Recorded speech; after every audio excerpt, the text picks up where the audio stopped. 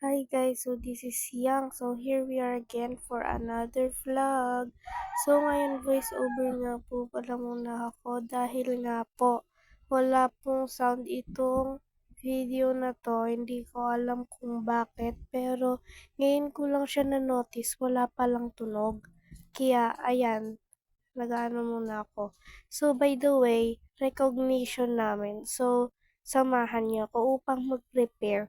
So, time check 3, ano pa lang yan, 3:50. So, let's go. So, yung ginagawa ko dyan guys, nagtitimpla ako, nagbabalak na akong magtimpla. Kawa nga rin nung nagugutom na rin ako at kailangan ng laman. Wala nga't hindi na ako kumain yan ng mga tinapay. Dahil nga nagmamadali na rin ako. Kaya nagmamadali na rin ako magtimpla. Dahil mag-aayos pa ako katagalan din talaga. Matagal ako mag-makeup. Minabot ako ng 35 more minutes, mga ganon. Kaya, maaga talaga ako nagising. 3:50 pa lang, gising na ako. Nagpe-prepare na ako. Nung una kasi guys, nagmuni-muni muna ako, di muna ako nagtimpla. Kaya dyan yung mga na yan, 4:13. By the way, pagpasensya niyo na yung boses ko dahil may sakit talaga ako. Pero kahit ganun man, magbablog pa rin ako. Ganun ko kayo kalab. Kaya don't forget to subscribe, like and share for more updates. Sinisimot ko nga po pala dyan yung nasa Milo. Ayan, nung natapos na nga nun at wala na talagang laman, ay hinalo-halo ko na yan. Kaya, nilagyan ko ng gatas. Hala, kaya, tas nilagyan ng gatas. Tas ng coffee na rin. That time, naglagay na rin ako ng cold water para mababalance yung mainit na tubig. Diyan nga ay ubo ako ng ubo, amoy ng amoy. Gawa nga rin po ng masakit ang ulo ko. Fast forward at naka-uniform na ako guys at talagang madaling-madali siya. So time check niyan 4:00, 4:20 ganon.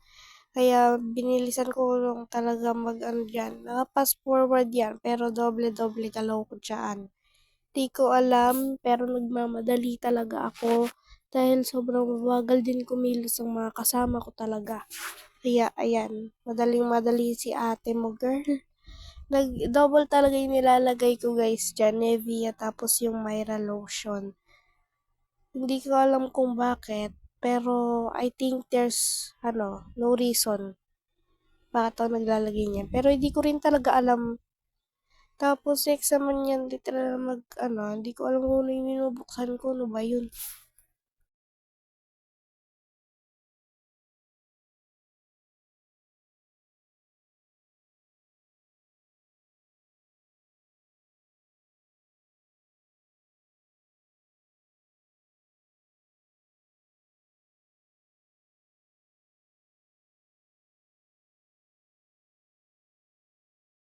Diyan nga naglilinis ako ng muka. Gamit ko nga po pala ay Eskinol, not sponsored. Ayan, sobrang daming dumi niyan. As in, sobra. Titignan ko pa, alam na nga madumi. Kinuskus-kuskus ko na nga rin, lalo na yung dun sa ilong dahil sobrang oily ng part na yan. At laging may tumutubo na acne dyan talaga. At normal lang yun. So this time, naglalagay na ako ng sunscreen. Hindi ko alam kung nakalimutan ko pangalan yan. Pero basta yellow yan. Tapos parang may 13 na sign dun sa may niya. Ano ang tawag dun? Limutan ko yung parang pack niya. Ganon. So, kud ko na nga lang yan dahil hindi tayo magsa-skincare. Alam niyo na. Naglagay na nga rin ako ng baby oil sa buhok dahil talaga hindi pa talaga ako naliligo niyan. Gawa nga nung sobrang bagal ko maligo. 30 minutes ako naliligo kaya kung maliligo pa talaga ako, talaga matatagalan tayo niyan, be. Dinamihan ko na nga lang yan. Diba? Tapos ilagyan ko kunting pabango para go. So, nagsuklay-suklay na nga ako niyan. sobrang tigas ang buko talaga, nabibwisit talaga ako sa tigasan niyan. Pero kahit di naman ako maligo dahil 2 beses ako naliligo sa isang araw, umaga, hapon, minsan nga gabi. Next naman tayo, dito na tayo sa pag-makeup na natin. So, ayan nga, singa ako ng singa dahil nga sobrang lala rin ng sipon ko talaga. Hindi ko nga alam kung buti nga hindi na ano yung makeup ko. Tingnan singa siya ng singa. Dahil nga hindi ko mapigil yung sipon ko at di ko na rin kasalanan yon. Ayan, nag-lipstick na nga at patapos na rin ako niyan. Talagang nagkakamali lang ng unti. Pero gora pa rin ako niyan. At talagang punas-punas sa pawis siya. Sa oras na yun talaga di ko na alam yung gagawin ko sa buhay ko. Dahil bala ko magtali-tali at naisip ni mama yung tali ko na lang yung kahapon. Ayan no. So, nung naponin na ako, ayan, tadan.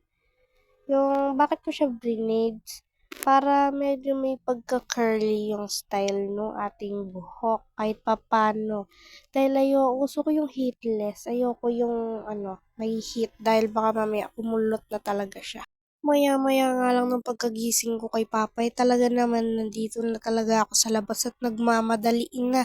Gawa nga nung 5:30 na ay magpa 5:30 na yan eh. Ay oo, 5:30 na yan. Kaya ako rin ay kinakabahan ay nakapagbiyahe na rin kami. Ang bagal pa, umihinto pa yung motor eh. Talaga naman ako ay nabibwisit na din eh, pero hindi ko pa rin pinapakita. Gawa nga nung talagang mamaya sabihin, ba't ka na nakasimangot? O napaka naman nun, baka masira ang ating makeup, ang ating kagandahan. Hala! Guys, kung alam nyo lang, naka times 10 na yan, ganyan siya kabagal magmaneho. Kita nyo ba? Parang 2 times lang eh. Pero 10 times na yan, be.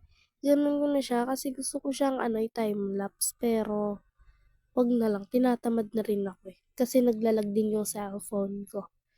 So, ayan, todo pa rin sa pagdadrive, napakalayo pa namin. Akala nyo naglalakad ako, hindi ako naglalakad, nakamotor yan. Parang naglalakad lang talaga, pero hindi, nakamotor yan. Wala pa nga kami, hindi pa nga kami nakakalampas ng namin, pero yan, sige, todo mo lang sa pagmamaneho mo. Wala pa kaming nalalampasan sa hindi pa namin nalalampas ang barangay namin eh. Kasi ang school namin, dulong-dulo pa yon. Yan, hindi pa namin nalalampasan. So, that time, nalampasan na rin namin, finally. Pagkatapos yung pumasok na rin ako sa loob, hindi lang halata nagmamadali na. Tanda ko sinabi ko yan, sabi ko, hi guys, so sorry. By the way, at talaga apologize ko talaga to. Di ko na nabidyoan yung pagsabit sa akin ng medal, tapos yung pagbigay ng certificate.